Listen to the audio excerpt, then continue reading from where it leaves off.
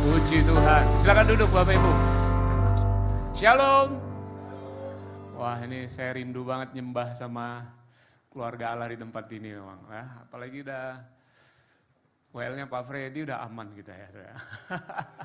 Karunianya Pak, karunianya dikobarkan. Ya, tapi kan pelayanan gak cuma di depan ini aja saudara. Ya, saudara bawa jiwa-jiwa, saudara bersaksi itu juga pelayanan. Karena kita satu tubuh Kristus yang mau dipakai Tuhan dahsyat di tempat ini. Amin. Baik, terima kasih buat kepemimpinan tempat ini Pak Gembala, Pak Cinven, dan tadi baru dapat info ternyata Pak Yehan sedang dalam transisi kepemimpinan di tempat ini ya. Dan siapkan luar biasa. Ini bukti saudara Tuhan mengasihi gereja saudara. Ya, Tuhan selalu siapkan pemimpin-pemimpin terbaik di tempat ini. Saya bersyukur kemarin sekitar 5 bulan di LA.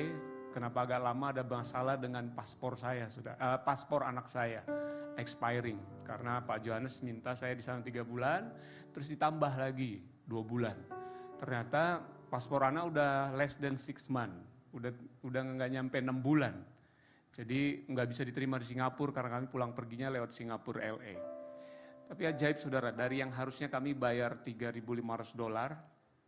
kali berapa ya? Kali 16.000, 15.000 sekian. Kayaknya berapa, 40-an juta kali ya, 50-an juta begitu, Tuhan tolong saudara. Karena kami harus beli tiket baru, karena SPLP itu kalau pernah ada yang pakai, in lieu passport, itu sekali jalan dari negara tempat kita itu ke Indonesia, tapi harus direct. Nah kami harus ke Singapura lagi karena terlanjur beli tiket PP-nya di sana kan. Wah kita disitulah kita belajar berserah sama Tuhan. Jadi dia bilang, nggak apa-apa sayang, kita pulang dari yang aduh kecewa, anak udah mau nangis. Dia bilang nggak apa-apa, let's celebrate. Nah, jadi kalau lagi ada masalah, ancaman sekian puluhan juta, harusnya rayakan saudara. Kenapa? Kalau ada masalah, berarti ada supply Tuhan. Gitu harusnya mental kita anak Tuhan. Jadi jangan ada masalah justru ciut. Ya, kalau masalahmu jutaan, supply-nya jutaan. Masalahmu miliaran, supply-nya miliaran. Jadi mari kita buat masalah besar-besar. Agak false ya. Tapi maksudnya itu ada masalah, pasti ada solusinya. Jadi udah Tuhan sediain pasti saya, malah berlebihan, udahlah. Singkat cerita kita bisa beli tiket satu orang cuma 100. Jadi PP 6 jutaan lah kira-kira gitu ya, 4 orang. Bukan, one way. Tapi karena nggak bisa dipakai paspor itu, kita harus renew atau pakai in lieu pasport itu langsung direct ke Jakarta. Karena nggak ada yang lain, Jakarta atau Bali lah ya. Itu aja yang international flight. Nah, puji Tuhan saudara, itu Senin kami berangkat, Minggunya, belum lah, dari Kamis ada teman di Singapura, coba nego ke ICA ya kalau Singapura. ICA, tahu lah ICA, maskapai aja nggak mempan, nggak bisa dapat izin, karena udah strict mereka kan, less than 6 months nggak bisa. Dikasih saudara. Kaget kan, less than 6 months boleh. What? Jadi waktu kita dapat emailnya, ada logo ICA, kita kasih ke maskapai. Maskapai sampai nggak percaya. Kasih kami waktu untuk verifikasi. Iya, belum jelas. Itu Jumat dapat. Sabtu belum dapat. Minggu belum dapat. Senin malam udah harus berangkat. Aduh gimana ini, deg-degan. Tapi memang kadang Tuhan kita gitu ya kadang-kadang ya. Jantung ini buat duk-dak dik-duk. Senin pagi masuk emailnya. Oke, kalian sudah ini pastikan bawa paspor lama itu yang masih berlaku. Nah puji Tuhannya itu harusnya di mana-mana kalau udah keluar SPLP itu saudara, surat perjalanan laksana paspor itu, paspor lama harus digunting. Itu udah aturannya. Nah di KJRI Los Angeles nggak digunting. Amazing. Kalau digunting udah gak bisa berangkat tuh. Padahal Singapura udah oke. Lihat, Tuhan turut bekerja dalam segala bentuk kebaikan. Kalau enggak saya telepon lagi sama BCP, maaf ya pending nih gak sempat Maret kayaknya. Harus ngurus ini dulu. Tuhan baik saudara. Dan waktu sudah dapat, kami berangkat. Kami kan berangkat awalnya itu diam-diam waktu pulang pertama. Jadi jemaat di sana pada marah. Bapak kok nggak ngomong-ngomong? Kita kan mau makan dulu bla bla bla bla bla bla bla. Cia dulu lah, cia katanya kan. Minggu ketemu lagi. Loh, kemarin udah pamit. Pending gini. Nah, para jemaat yang marah-marah itu salam tempel, saudara, akhirnya. Salam tempel, uang tiket lunas masih ada lebihnya. Aduh, kalau tahu delaynya agak lama-lama ya atau gimana ya. Harusnya kita yang harus terancam 3.500 US dollar, kita harus bla bla bla, ternyata ujung-ujungnya celebration. Kenapa enggak dari awal waktu ada masalah, kita celebration dulu. Ngapain tunggu dijawab dulu baru celebration? Kalau tahu kita endingnya lebih dari pemenang, kenapa kayak loser dari awal? Ayolah, mentalnya lebih dari pemenang dong. Setiap saat itu bukan tunggu dijawab doamu, tunggu sembuh, tunggu tagihan, baru happy kan. Senyumnya itu sekarang. Coba lihat kiri kanannya, bahagia itu sekarang. Amin. Oke, hari ini kita mau sama-sama terus dilengkapi, ini udah minggu ketiga, tema kita di gereja ini Tuhan memberikan kita tentang spiritual awakening. Dan sebelum kita baca di 2 Korintus 3 ayat 6, boleh kita lihat dulu di 2 Korintus 3 ayat 3. Nah, saudara, kekristenan itu bukan kayak roller coaster, saudara. Gini imannya, kadang di atas, kadang di bawah. Sampai kadang ada anak Tuhan juga yang ngomong, hidup ini kayak roda pedati. Kadang kita di atas, kadang kita di bawah. Jadi kalau lagi di atas jangan sombong. Kamu juga nanti bisa di bawah. Kayaknya benar, padahal ini kebohongan iblis, saudara. Enggak gitu. Kehidupan kita itu kayak grafik. Dia memang kayaknya naik turun, tapi dia kalau ditarik garis lurus gini dia. From glory to glory. Amin. Jadi kalau bicara spiritual awakening, itu bicara tentang bagaimana kita mengekspresikan kemenangan yang Tuhan sudah berikan dalam roh kita. Sudah diberikan. Bukan OTW menang, OTW jadi pemenang. Saudara sudah lebih dari pemenang. Karena Kristus sang pemenang ada di dalammu. Amin. Nah, makanya kita lihat ayat 3 dikatakan begini. Karena telah ternyata bahwa kamu adalah surat Kristus yang ditulis oleh pelayanan kami. Ditulis bukan dengan tinta, pulpen, tetapi dengan roh dari Allah. Jadi fokus BCP di tempat ini saudara, maupun gereja lain harusnya sama, termasuk tempat kami. Dikatakan bahwa, ini agak terpotong ya. Karena ternyata bahwa kamu adalah surat Kristus yang ditulis oleh pelayanan kami. Ditulis bukan dengan tinta tapi dengan roh Allah yang hidup. Bukan pada loh-loh batu, melainkan pada loh-loh daging, yaitu di dalam hati manusia. Jadi saudara, pelayanan perjanjian baru itu beda sama pelayanan perjanjian lama. Di pelayanan perjanjian lama mereka dituntun sama 10 hukum Taurat yang tertulis di loh-loh batu. Mereka dituntun dalam menuju kepada kebenaran lewat dari luar ke dalam. Makanya kalau di Galatia bilang kita ada di bawah pengawasan penuntun sampai iman itu datang, penuntun ini gak perlu lagi. Kita udah dituntun oleh yang datang ini, iman itu datang. Siapa? Yesus yang akan ada di hatimu. Makanya kalau kita bandingkan di dalam Yeremia 31 ayat 33, Yeskel 11 ayat 19, Yeskel 36 ayat 26, di situ jelas, sudah dikasih tahu. Karena memang hukum Taurat, perjanjian lama itu enggak pelayanan kudus tapi enggak bisa menguduskan kita. Pelayanan benar tapi enggak bisa membenarkan kita. Pelayanan yang mulia tapi enggak bisa memuliakan kita. Karena syaratnya kita enggak ada yang mampu. Amin. Beda sama sekarang. Saudara, makanya itu harus diganti. Makanya tujuannya pelayanan perjanjian lama itu untuk menyadarkan kita nggak mampu, kita nggak sanggup, semua kita nggak layak, kita butuh juru selamat. Hintnya itu menyadarkan orang Israel. Sayangnya begitu sang juru selamat datang ditolak. Tapi kabar baik buat kita Gentile, kita terima dia. Amin? Makanya iman itu ada dalam hidup kita. Nah, saudara, jadi jelas bahwa saudara ini ada karena pelayanan perjanjian baru. Yaitu roh yang menulis itu di hati saudara. Dan kalau kita baca itu di dalam Yeremia 31:33, tetapi beginilah perjanjian yang kuadakan dengan kaum Israel sesudah waktu itu, demikianlah firman Tuhan. Aku akan menaruh Tauratku dalam batin mereka dan menuliskannya dalam hati mereka. Maka aku akan menjadi Allah mereka dan mereka akan menjadi umatku. Itu Nabi Yeremia yang ngomongin. Diteguhkan lagi sama Nabi Yeskel 11 ayat 19. Aku akan memberikan mereka hati yang lain dan roh yang baru di dalam batin mereka. Juga aku akan menjauhkan dari tubuh mereka hati yang keras itu. Gak ada lagi hati yang keras di sini. Percayalah. Kalau belum percaya Tuhan pasti keras. Tapi kalau udah percaya Tuhan, hatimu hati yang taat. Itu tongkronganmu, itu default settingnya kalau handphone. Udah dari sononya begitu. Itu aslinya kamu, naturalnya kamu punya hati yang taat. Jadi jangan curigai sebelahmu itu orang-orang yang keras kepala. Enggak, kelakuannya yang begitu. Tapi hatinya sebenarnya lembut. Amin. Ya karena ada Yesus di dalamnya. Ya, baru dibilang ayat 26-nya di pasal 36 Yeskiel, kamu akan kuberikan hati yang baru dan roh yang baru di dalam batinmu. Dan aku akan menjauhkan dari tubuhmu hati yang keras. Kuberikan kepadamu hati yang taat. Payehan, indah pelayanan penggembalaan itu.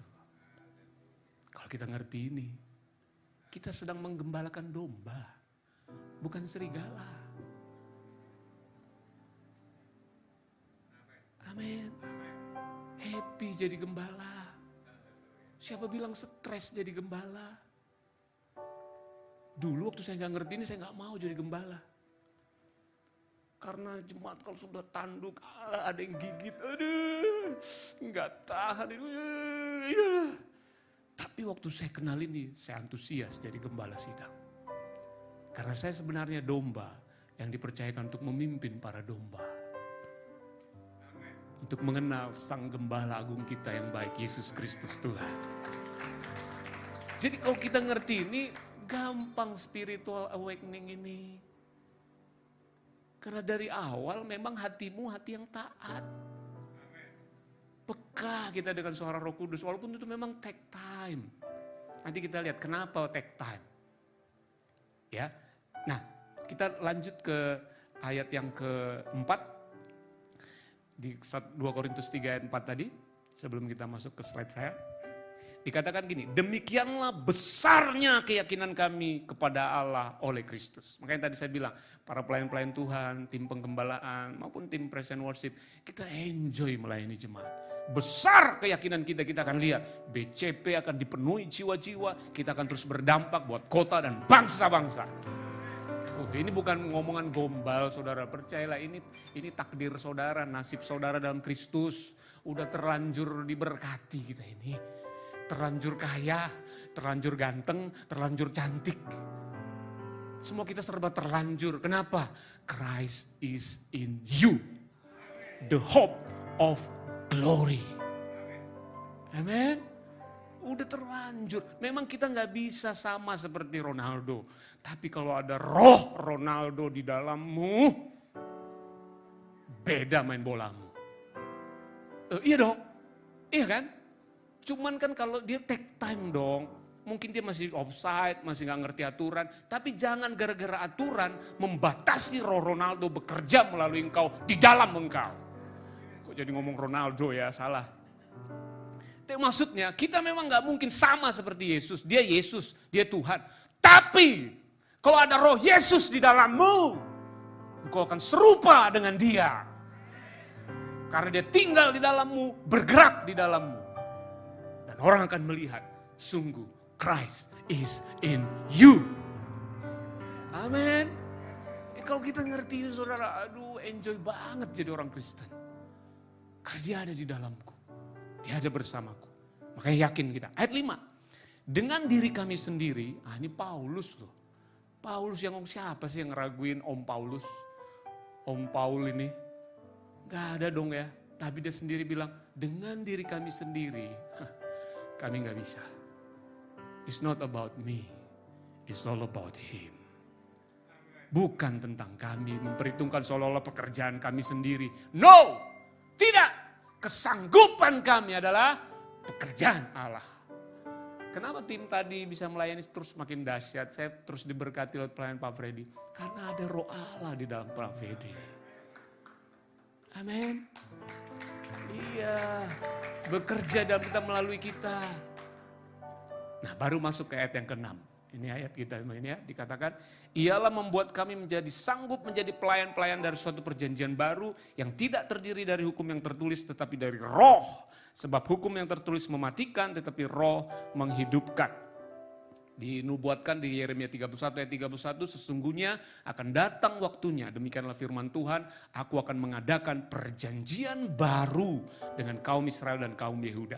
Kitalah yang ada dalam umat perjanjian baru itu. Seperti apa? Mari kita lihat. Ya, next slide. Dikatakan di sini, ya, terus slide berikutnya. Ya. Nah, saudara kenali dulu siapa saudara. Manusia itu adalah makhluk roh yang tinggal dalam tubuh dan punya namanya jiwa. Karena Allah adalah roh, barang siapa menyembah Dia dalam roh. Allah menciptakan kita dari roh. Dulu Adam waktu dibuat hanya patung tanah liat biasa, belum bisa bergerak. Tapi gitu, langsung bergerak dia. Paham saudara?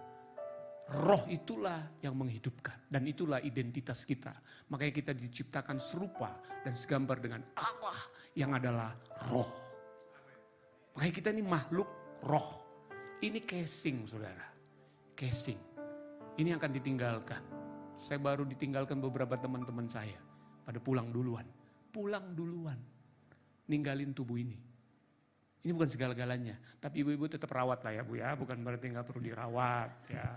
Bapak tetap wangi dong ya. Kemah Pak, kemah biasa aja lah, biar aja lah. Pakai daster, pakai apa datang. Bukan begitu juga. Walaupun ini dirawat lah bait Allah ini, tubuh ini ya. Yang agak-agak six pack lah bapak-bapak ya. Dijaga-jaga juga, segar-segar. Ini supaya lebih fit, bukan supaya panjang umur, bukan. Umur saudara itu di tangan Tuhan. Bukan di tangan kesehatan, bukan di tangan tubuh besar, bukan. Tapi kenapa kita perlu jaga fit kita, supaya kita pelayanan lebih efektif. Ya dong, salamin orang, jalannya pun lambat gitu kan. Sebentar, kayaknya ada, tunggu, shalom. Kayak gini gak efektif pelayanan. Ya makanya kita perlu, itu. Tapi itu urusan tubuh. Tapi kalau kita sebenarnya yang paling penting spiritual awakening, yang penting rohnya dulu saudara. Rohnya dulu. Disitulah kita fellowship dengan Tuhan, dapat pewahyuan dari Tuhan, dan disitulah hati nurani kita. Dalam roh itu. Jiwa itu apa? Pola pikir kita, perasaan dan kehendak. Makanya jangan identifikasi dirimu dari perasaanmu. Perasaan berubah-berubah, engkau gak bisa berubah-berubah. Pikiranmu berubah-berubah, engkau gak bisa berubah-berubah. Engkau pribadi, roh itu. Amen. Next slide. Nah dulu sebelum kita percaya Tuhan, begini posisinya, kita hamba dosa. Roh kita itu udah hitam. Kamu dahulu sudah mati. Udah, bukan OTW mati, udah mati. Karena kamu budak dosa, sarks, kedagingan.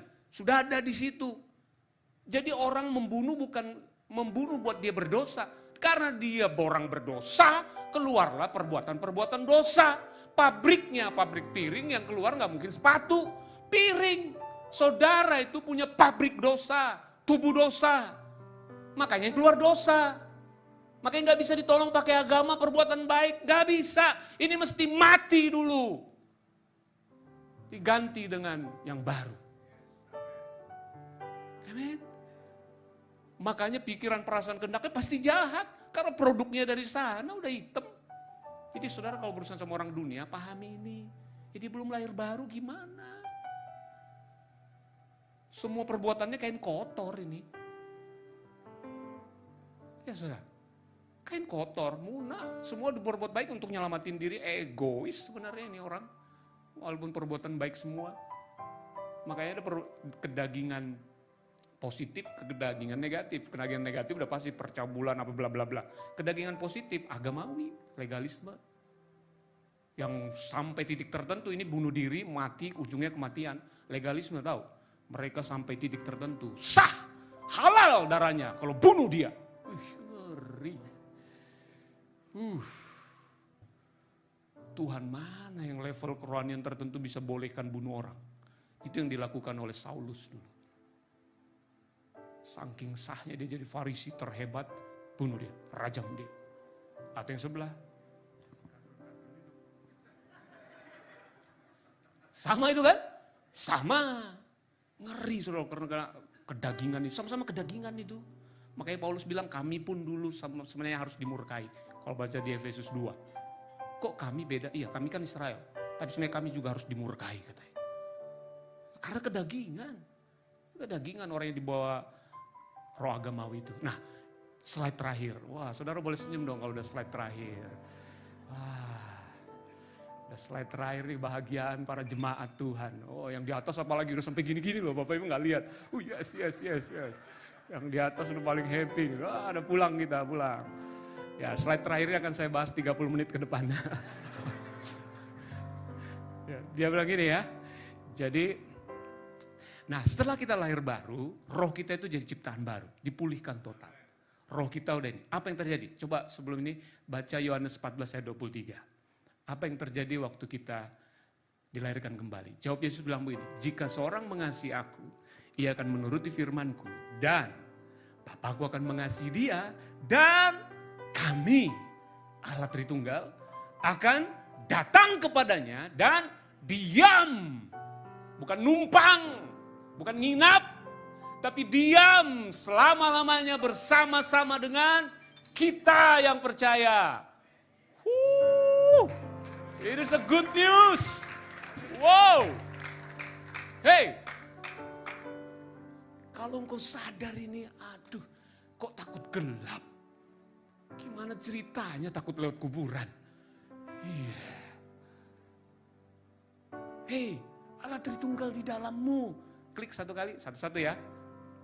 Timulmet, apa yang terjadi? Nah, saya coba menggambarkan ya biar keluar gambar. Allah Tritunggal itu intinya melebur. Aku di dalam kamu, kamu di dalam aku. Itu udah gak bisa dipisahkan sebenarnya. Jadi nembus roh kita dengan Tuhan itu sama. Makanya ada Roh Kudus di Roma 8:16 itu katanya saksi terus setiap hari bahwa kita adalah anak-anak Allah. Roh kita dan Roh Kudus selalu ngomong itu tiap saat. Kamu anakku, kamu anak yang kukasihi, kamu sudah kutebus, kamu milik Kristus. Itu suara roh. Bukan jelek kali kau, aduh kurang ajar kali kau, ke neraka kau ya nanti ya. Enggak. Roh Kudus enggak pernah ngomong itu, pasti Roh Kudus. Jangan dengar itu, jangan dengar. Roh Kudus selalu bilang, dia bersaksi. Kalau saksi itu gak main-main. Bersaksi itu dia ngomong apa adanya yang sebenarnya. Bukan saksi dusta dia.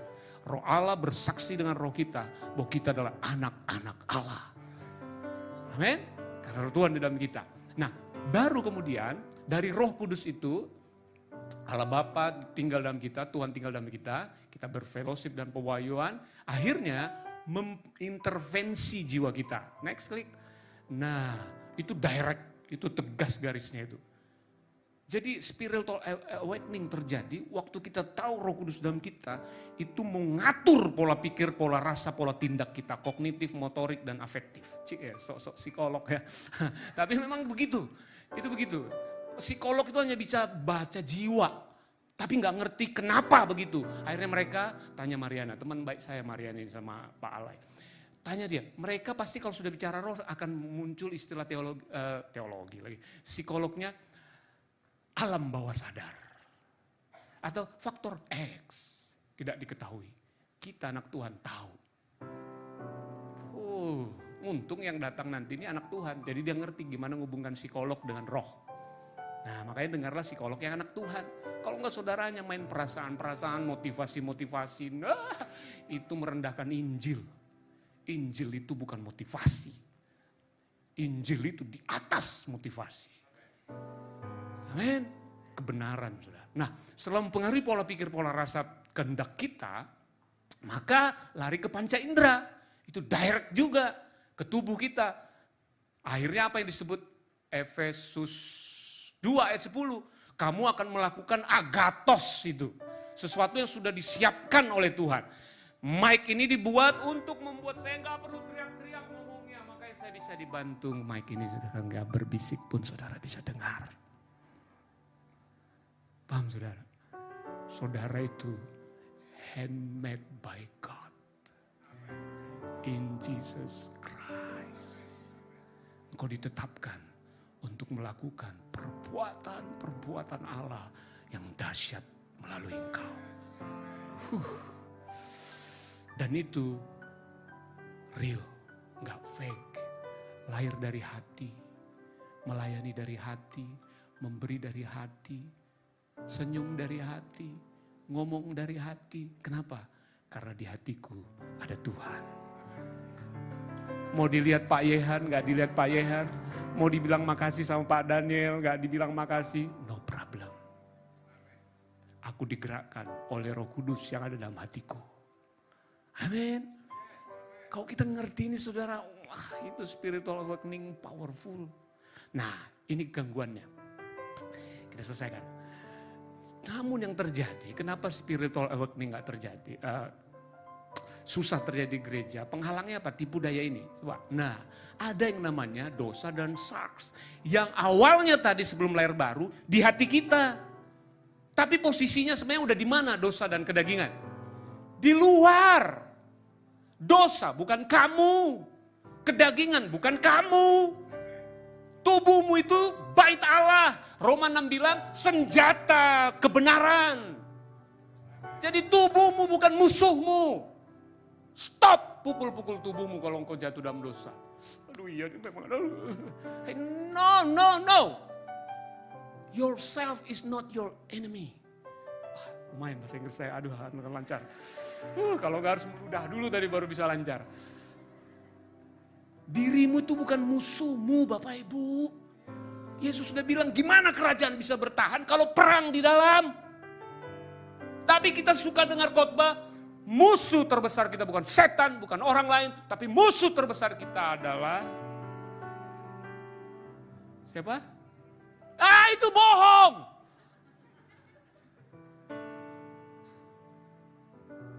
No. Berdamailah dengan dirimu. Karena Tuhan aja mau damai dengan dirimu, kenapa engkau musuhi dirimu? No. Itu engkau lagi ketipu. Kejadian 4 ayat 7. Hei Kain, kamu gak bisa kontrol diri. Lihat, dosa udah ngintip. Sorry, aku gak nunjuk sama maksudnya itu di sini ya. Dosa. Tangannya ke sini pula, agak sini lah ya. Dosa udah ngintip. Kalau kamu ini dia kekuasai kamu loh.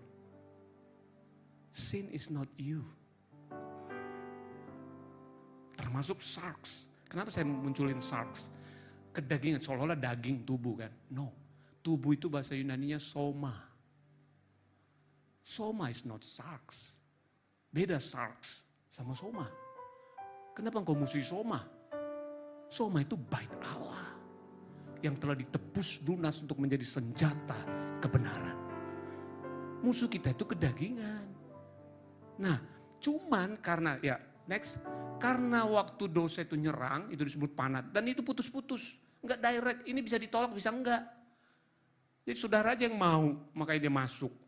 Makanya dia bilang jangan kasih celah kepada iblis. Jangan. Tapi kalau kejadian ya akhirnya dipengaruhi. Lihat, tapi yang dipengaruhi pun mana? Enggak bisa, sorry bro. Roh Kudus itu tinggal di rohmu. Enggak bisa disentuh sama dosa kedagingan. Mentok. Enggak bisa. Dia hanya bisa apa? Ganggu pola pikir, pola rasamu dan kemauanmu. Itu aja yang tembus kita. Makanya hati-hati dengan yang kita dengar. Kalau kita belajar psikolog juga ada AVK. AVK itu pola belajar kita. Auditori, visual, dan kinestetik. Itulah pintu yang masuk keluar. Kalau kita nggak hati-hati dengan ini, dosa bisa masuk. Harusnya kebenaran yang kita izinkan masuk. Hati-hati yang kita dengar, yang kita ya. Nah, baru kemudian apa? Karena sudah dipikirin terus, dirasa terus, muncullah apa? Next, ke tubuh. Akhirnya apa? Itulah perbuatan daging. Galatia 5 itu. Itu kronologisnya. Jadilah anak Tuhan yang duniawi. Tapi dia anak Tuhan. Cuman duniawi. Kan gak cocok ya. Cowok tapi bencong. Kan gak pas. Gak usah lihat kiri kanan. Gak usah dong. Gak usah. Dia kan cowok. Tapi karena selalu dibilang bencong. Jadi dia bencong. Papa mamanya pengennya butet. Yang lahir cowok lagi. Udah disediapin kamar pink, baju pink semua yang lahir cowok. Ya jadilah begitu dia. Tapi itu kan tipu daya kan. Sebenarnya siapa dia? Cowok. Harus sadarin dia terus. Cowok. Akhirnya dia bertindak seperti cowok. Tapi tipu daya itu keluarlah perbuatan daging itu. Tapi lihat kronologisnya. It's not you. engkau hanya lagi ketipu. Simple nggak ngalahin? Simple. Cuman karena TKP-nya di dalam tubuh, wah nggak kebaca ya. TKP-nya, tempat kejadian perkaranya di dalam tubuh kita akhirnya karena berulang-ulang, kita langsung buat kesimpulan. Memang aku orang berdosa yang tidak layak. Aduh, altar call dia lagi yang maju, altar call dia lagi yang maju, altar call dia lagi yang maju. Kenapa? Karena dia enggak ngalami metanoia. Harusnya metanoia, bertobat, ganti pikiran yang lama dengan yang baru. Hei, engkau orang benarnya Allah, engkau orang kudusnya Allah, engkau warga surga. Ayo bertindaklah sesuai identitasmu apa adanya, enggak dibuat-buat. Jadi kalau saudara baik biasa, enggak usah sombong. Anak Tuhan baik kok sombong. Anak Tuhan suka memberi kok dipamer-pamer, biasalah. Yang kita bingung kalau anak Tuhan jatuh dalam dosa. Kita bingung kok lu enggak jadi dirimu apa adanya. Munafik banget, sok-sokan serigala, makan daging, halah, makan rumput kamu cocoknya. Iya, kita lagi bertindak gak apa adanya. Kenapa? Ditipu sama iblis. Dan itu di luar loh saudara, bukan di dalam. Jadi hari ini, miliki pengenalan yang benar. Spiritual awakening itu begitu mudahnya terjadi. Bukan karena murahan, tapi karena Yesus sudah start dengan luar biasa dalam hidupmu. Dia tinggal di hatimu selama-lamanya. Mari kita bangkit berdiri. Kita datang pada Tuhan. Terima kasih Tuhan. Terima kasih Yesus.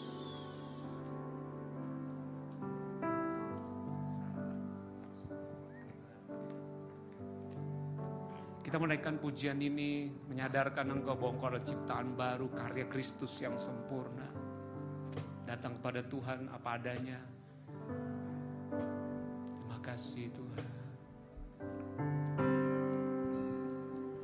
Saat ku masuk ke hadirat-Mu, mari anak-anak Tuhan yang sangat dikasihi, lihatlah sebagaimana Tuhan melihat pribadimu pagi hari ini. pujian ku naikkan, sembah ku berikan. Engkau dilayakkan oleh darah Yesus untuk mengampiri tahta kasih karunia-Nya. Kau layakkanku menghampirimu, melihat tahta kemuliaan-Mu Tuhan. Pujian, sunaikan, sembah ku berikan bagi-Mu Allah yang mulia. Oleh kuasa darah-Mu Kau telah tebus dosaku.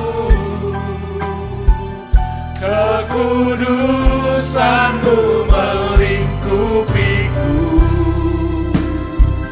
Kasih-Mu, Yes, mengalir. Kami terima kelimpahan anugerah-Mu hari ini Tuhan. sungguh besar anugerah-Mu. Kau selamatkan hidupku. Ku menjadi ciptaan yang baru oleh kuasa darah-Mu. Oleh kuasa darah-Mu Tuhan. Oleh kuasa darah-Mu Kau telah tebus dosaku. Kekudusan-Mu melingkupiku. Kasih-Mu mengalir, memulihkan hidupku. Sungguh besar anugerah-Mu. Kau selamatkan